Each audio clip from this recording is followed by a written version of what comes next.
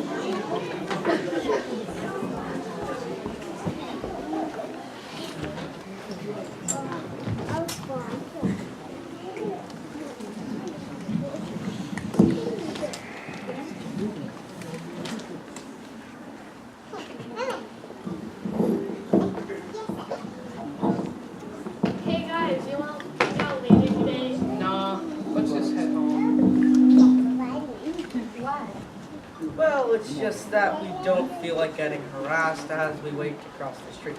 What do you mean? Dude, it's 9/11. You really think it's a good idea for us to be out there getting pizza? Do you really want to be seen hanging out with Muslims? Hey guys, can you check out our project for history? I guess. What is it on? Martin Luther King Jr. We just put together some junk about his I Have a Dream speech and then talk about him later. Why are you calling it junk? Because it's ridiculous. Some guy just said that he had a dream, and then racism went out the window.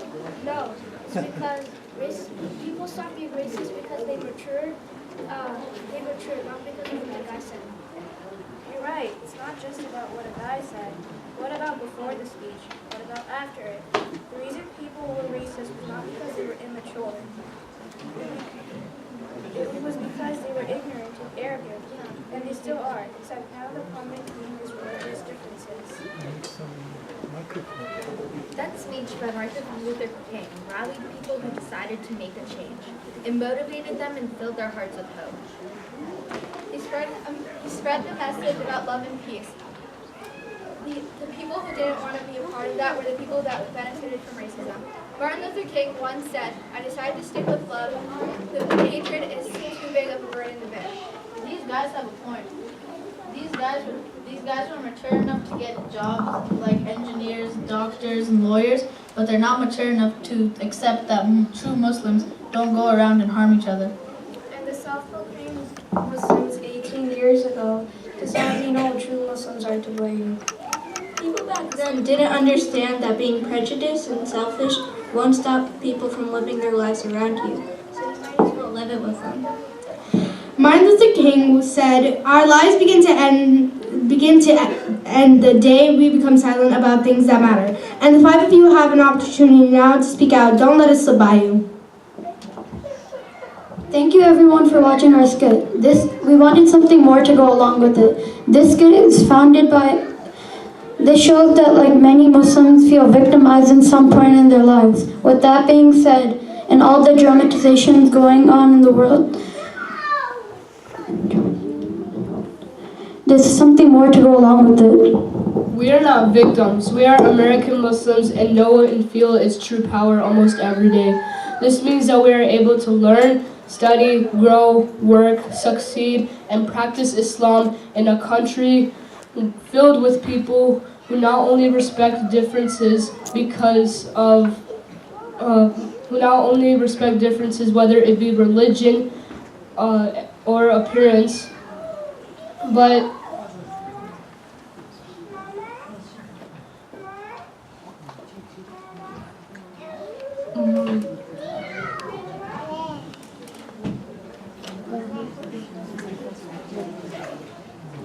Martin Luther King respected differences, and he taught it to all those who would hear and all those who wouldn't.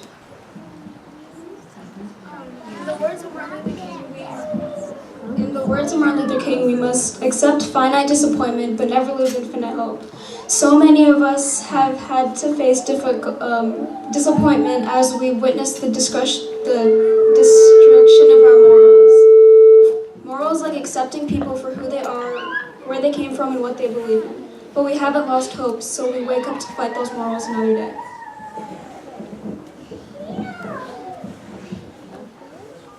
Thank you so much, guys.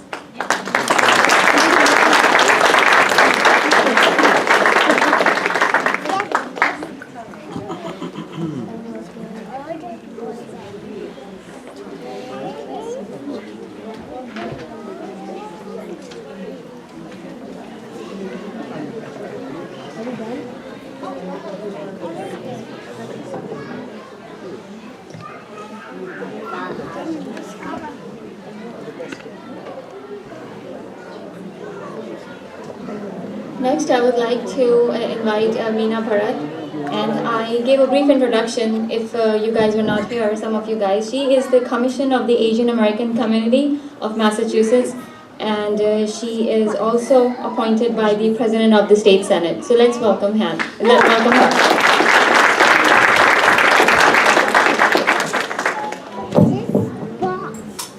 Adab to all the elders, to the kids, to community leaders and all the members gathered here today. As we are gathered here to celebrate Dr. Martin Luther King Jr. and his legacy of non-violent social change as well as of service, I'm reminded that this message transcends time, nationalities, religions, and I'm reminded of Kabir, who was a mystic, a poet from 15th century India. There was some dispute if he was a Hindu or a Muslim, and his words are actually in the Sikh holy book, the Guru Granth Sahib. And this to me is very important. I grew up listening and reading Kabir quite a bit. And his message again resonates with what Dr. King himself said. These are called dohas or couplets. Tin saman koi aur nahi jo dete sukhdaan, sabse karte prem sada, aurat dete maan. The message is to serve with happiness, love all at all times, and treat others with dignity. Thank you.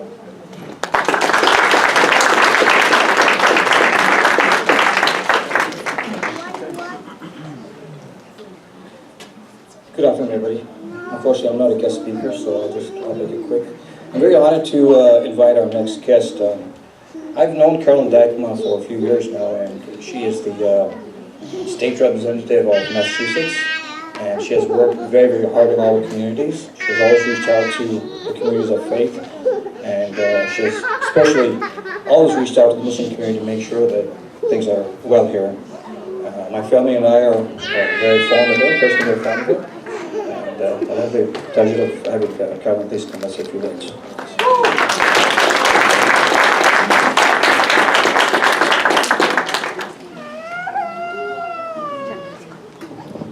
Good afternoon, everyone. I want to thank the Imam and the whole community here at the Islamic Center for welcoming me here. It's always a great opportunity to connect with the community and share this day with you. Speaking about Dr. King is always a very powerful experience, and I find it's a lot of introspection for me. And I think it's so appropriate that you've chosen here today to celebrate Martin Luther King and his legacy with the children. Because when I think of Dr. King, I think of him as really someone who is trying to create a world that is fit and suitable for our children. And I think that's why a lot of us are involved and engaged to build the kind of world that we all want to see. But for this year, I had the opportunity last weekend to go to an event in Westboro. It was a community building event to honor Dr. King, and there was a guest speaker there who was really very interesting. His name is Ken Nwadike, and he is better known as the Free Hugs Guy. I don't know if anyone has ever seen the video of the Free Hugs Guy, but it's pretty powerful experience. And he just goes into groups of people and gives out free hugs. And what you see on people's faces, such an unusual thing happening in society today, is quite remarkable.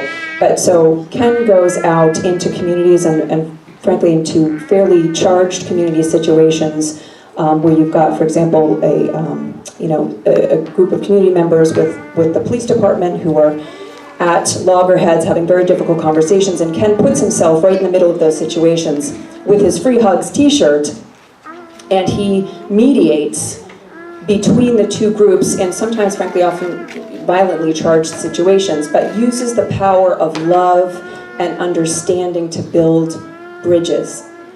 And it was such a powerful commentary, I think, on what Dr. King did. And when I think of Dr. King, I think of two things. One is his stature in standing strong and empowering others to stand against oppression and racism and injustice everywhere, which is a really important concept. The other concept that I find is how he chose to do that. And he chose to lift up and build bridges and find commonality and use the power of love to crowd out other messages. And one of his favorite quotes that I have is darkness cannot drive out darkness, only light can do that. And hate cannot drive out hate, only love can do that. So I think that's a pretty inspirational message for all of us, and I think each one of us can take that message home and commit ourselves to being a piece of light and a piece of love as we stand strong against those who would benefit from some light and some love. And what is incredible is the power of that. So if we all stand together and join hands and join forces with those beside us and around us as a community, we can build momentum and really bring folks together with us and crowd out all of the injustice and hate in this world and create truly a common community where we all love each other and build each other up. And I think that's the way we will build a better future for our children. So it's just wonderful to be part of this. I'm sorry that I missed the speeches earlier.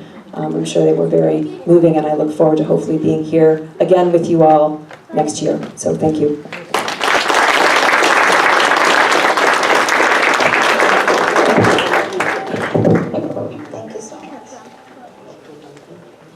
Our next guest speaker is Ifan Nasrallah.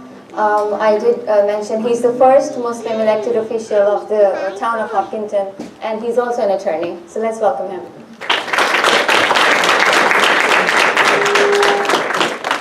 Thank you. It's an honor to be here, and it's an honor to be celebrating this day, Martin Luther King, with the community.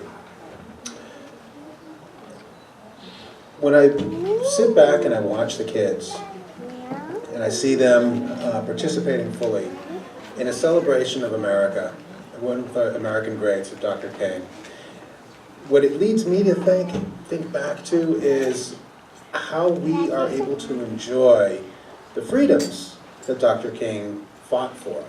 And it becomes commonplace, and we take it for granted. And we go about our days without even realizing that some of the basic things, like being able to sit where you want in a bus, was not available 50 years ago.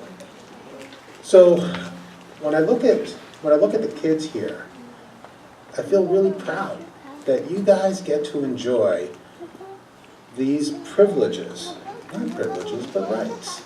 Rights that Dr. King fought for, and it becomes part of our daily lives. I do want to share, briefly, a few words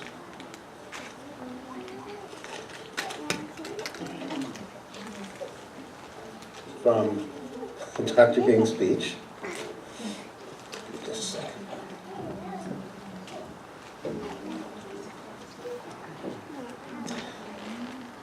I have a dream. I have a dream today that one day every valley shall be exalted, every hill and mountain shall be made low. The rough plains will be made plain, and the crooked places will be made straight. And the glory of God shall be revealed, and all the flesh shall see it together. This is our hope. This is our faith that I will go back to the south with. With this faith, we will be able to hew out the mountain of despair, a stone of hope. With this faith, we will be able to transform the jangling discords of our nation into a beautiful symphony of brotherhood. With this faith, we will be able to work together, to pray together, to struggle together, to go to jail together, to stand up for freedom together, knowing that we will one day be free. After the election in 2016, I know a lot of people felt despair that those forces of separation, of indecency, of division were making a comeback. But you see, once the genie comes out, we all know that you can't cork that thing again.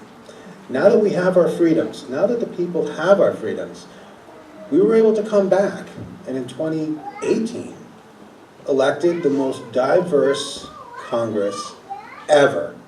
Muslim women were elected to positions of power. And that's our future. That's our present. And when I look at the kids here today, I see our future. And I'll tell you, I think our future is bright.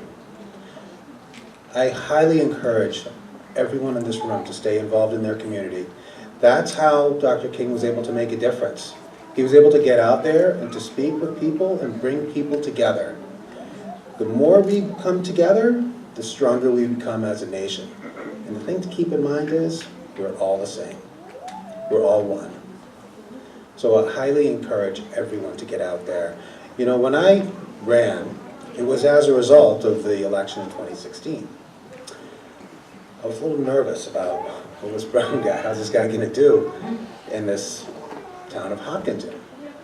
But what amazed me was people were so eager to meet with me, eager to bring me into their house, to welcome me, to shake my hand, and say, yes, we want you to be a part of this community. We want you to represent those who have been kind of quiet before. What that tells me is, you know, we have a bright future. Let's stay involved, let's stay within, you know, let's participate in the community, and let's make this world a better place together. Thank you, everyone.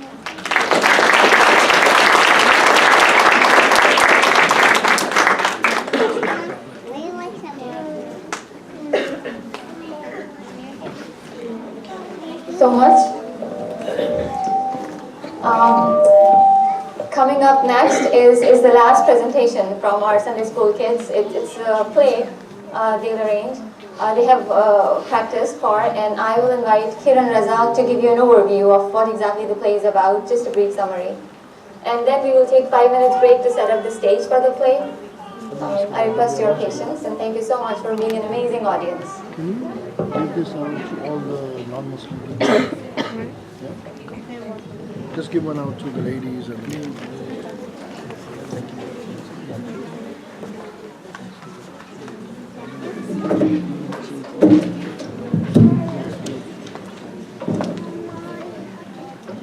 Assalamu alaikum everyone, and good afternoon. I want to thank you all for coming out here today. I know it was postponed from last week, but so many of you guys changed your busy schedules to come join us again this week.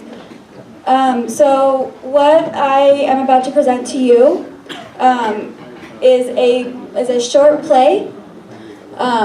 What we're going to do right now is we're going to set up really quickly, and also I have Brother Sajjad handing out a terms to know sheet. So you'll hear some Arabic words and phrases as the skit goes on, and just to help you define them, there's a sheet in front of you. So to wrap up our program today, we have a story adapted to suit our needs. This is a story of a little mouse with a very big problem. There's a mouse trap in the house, and he needs to get rid of it as soon as possible. So the mouse decides to visit his friends in the farm to ask for help. There will be some Arabic terms, as I said before, so please look out for those on your sheet. And as we set up, I will start. The play is called Mr. Mouse. So right now, all of you have 5 minutes to do as you wish, and then we'll call you back as soon as setup is done. Thank you very much.